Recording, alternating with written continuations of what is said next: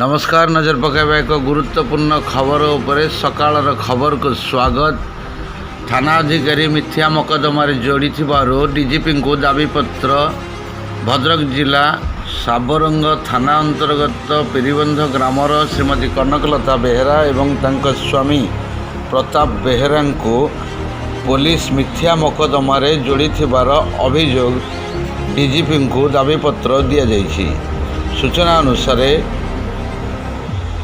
Dhamra rail line पार्श्ववर्ती ग्रामगुड़िकर केतेक असामाजिक व्यक्ति चलंता ट्रेन बेआईन भाव में कोयला चोरी कर समय केतेक कोयला माफिया को बिक्री करुवा नजर को आसीथिला।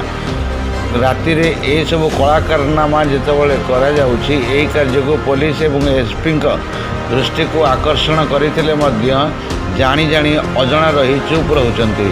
घटना समय फोन कले फोन कॉल रिसीव करूना। तेरे प्रश्न आसूसी पुलिस एपरी काम कलाकारनामा को कहार प्रोत्साहन सुजोग प्रोत्साहन दे चली प्रश्रय देवार उद्देश्य कौन। तेरे पुलिस एक कोयला माफिया मोटा अंकर बटी नेउथिबा समस्ते कहते। यार प्रतिवाद रे प्रताप बेहेरा कर गाड़ी को पोड़ी दि जाइଥିଲା ଏବଂ ତାଙ୍କ ବିରୁଦ୍ଧରେ ଏବଂ ତାଙ୍କ ପତ୍ନୀଙ୍କ ବିରୁଦ୍ଧରେ ମିଥ୍ୟା ମକଦ୍ଦମା पुलिस रुजु କରିଛନ୍ତି।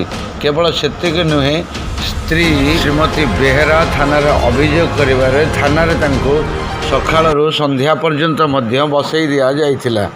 तदंतर सापेक्ष को नहीं यार प्रकृत रहस्य कौन ए पर्यंत उन्मोचित हो पारु नहीं। एथिरे कहार मधुचंद्रिका ताहा नहीं प्रश्न सृष्टि होइछि। एक कथा सीधा सड़क भाव में श्रीजुक्त प्रताप बेहेरा एवं श्रीमती कनकलता बेहेरा सांबादिक मानक सूचना प्रदान करिसेंती। Bureau report Odra news.